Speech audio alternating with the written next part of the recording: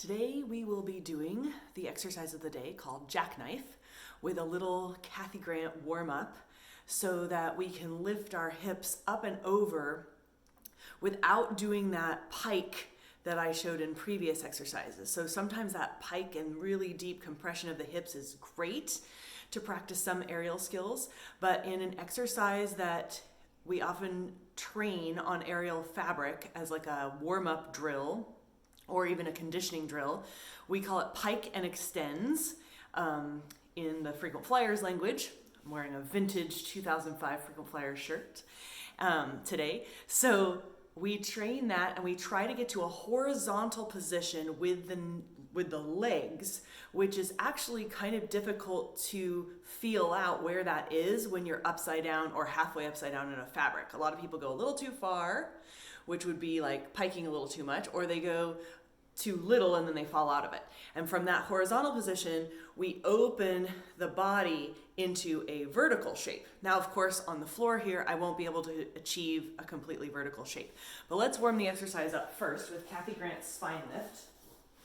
So we're going to start with the ankles crossed around each other, and you're literally pressing the top ankle into the bottom ankle and the bottom ankle into the top ankle. That fires up the hamstrings and a little bit the fronts of the legs as well.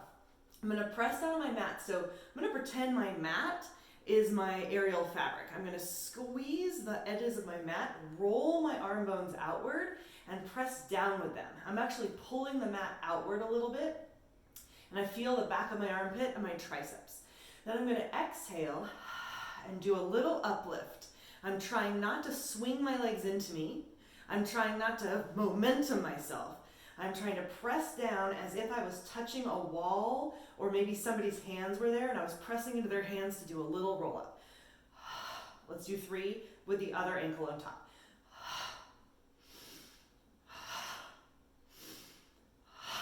Now, my socks of the day are these it's a half a lion face on one side and a half a lion face on the other side.